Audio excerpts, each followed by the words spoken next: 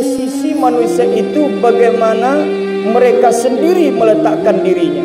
Apakah ia letakkan posisi di atas ataukah ia posisi di bawah? Karena Allah mengatakan di ujung ayat tersebut, summa radadnahu asfala safilin. Apabila dia mulia tersebut diciptakan Allah, tapi ketika dia meletakkan posisi di bawah, summa radadnahu asfala safilin, kemudian mereka itu akan bisa serendah-rendahnya, kata Allah. Bapak hadirin sidang jamaah Jumat yang dirahmati Allah Ta'ala, mana tiga makhluk itu yang kita merasa nyaman di samping? Yang pertama adalah orang tua.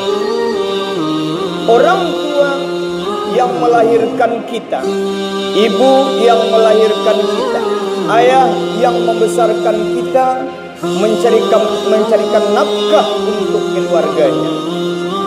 Ketika kita tanpa punya orang tua, artinya ketika orang tua kita sudah meninggal, di situ kita baru merasakan berapa berartinya itu orang tua. Kenapa? Setinggi apapun pangkat seseorang, setinggi apapun jabatan seseorang, sebanyak apapun uangnya, berapa banyak pun hartanya, kalau dia tidak menghargai dan tidak menghormati orang tuanya, maka manusia itu tidaklah dianggap mulia oleh Allah. Karena ridho Allah wa ridho walidain, ridho Allah adalah ridho kedua orang tua. Bahkan ada kalimat Imam Asy'ari, sealim apapun dia, seulama apapun dia, sekuat apapun ibadahnya, kalau dia tidak menghargai orang tuanya, maka di dalam padang Allah tidak ada apa-apa. Itulah kemuliaan orang tua tersebut. Maka daripada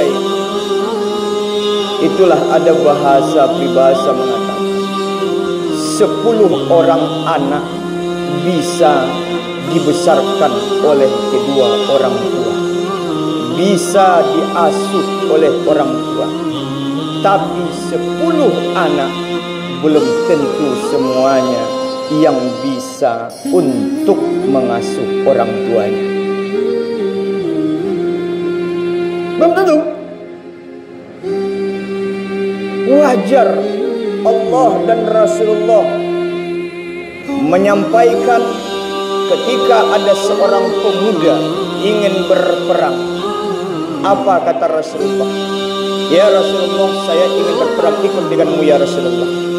Apa kata Rasulullah ketika itu? Jangan kamu ikut. Kenapa ya Rasulullah? Saya bertanya pada hari ini, masih adakah orang tuamu? Masih ya Rasulullah. Maka peliharalah orang tuamu, berbaktilah kepada orang tuamu, sama nilai pahalanya seperti kamu berperang jihad fisabilillah. Tapi toh kenapa pada zaman akhir zaman ini lebih banyak yang tidak pernah memperhatikan orang tuanya, yang masih durhaka kepada orang tuanya? Coba kita tepuk dada kita, sudah sampai di mana kita sayang kepada orang tua kita. Ketika kita dekat dengan orang tua kita, baru kita rasakan kenyamanan. Ini makhluk Allah salah satu yang membuat kita nyaman.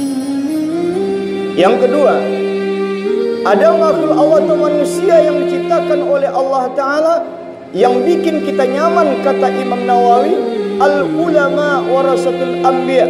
Ulama itu adalah pewaris Nabi. Ulama yang bagaimana?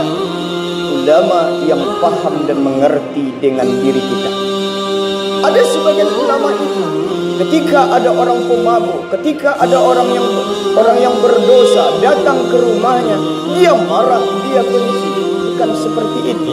Siapapun yang datang kepadanya, apabila ada manusia itu ingin berubah, ingin bertaubat, maka ulama itu memberikan jalan kepadanya untuk jalan ihdinas siratal mustaqim, jalan yang diayuninya, diajarinya untuk mendapatkan keselamatan dunia akhirat. Ini adalah seorang ulama yang dimaksud merasa nyaman dengannya. Nah, apabila kita sudah dapat dengan ulama atau kepada orang-orang yang soleh yang seperti ini, insya Allah kita akan merasa dingin, kita akan merasa nyaman, kita akan merasa bahagia. Kenapa? Karena dia berikan ilmunya yang bermanfaat untuk kita. Ini yang kedua. Yang ketiga, yang membuat kita nyaman itu adalah sahabat. Ada bahasa begini, Bapak hadirin jamaah Jumat yang dirahmati Allah. Sahabat berkawan untuk tersenyum banyak. Sahabat ketika kita punya uang banyak. Sahabat ketika kita bahagia itu banyak. Tapi ketika sahabat apabila kita dalam keadaan sakit, ketika kita di dalam saat keadaan diuji dan diberi Allah musibah, dicoba oleh Allah Ta'ala, ini yang tidak berapa lagi kita dapatkan. Mulai kita baca kembali, ketika ada kawan sakit kita, diuji Allah, kena musibah kita, dia perhatian dengan kita. Inilah yang dikatakan orang yang nyaman dengan kita. Inilah yang dikatakan sahabat. Itu makanya yang terkenal sahabat itu Nabi Muhammad cuma hanya 4 orang. Berapa banyak sahabat Rasulullah, cuma hanya 4 yang terkenal.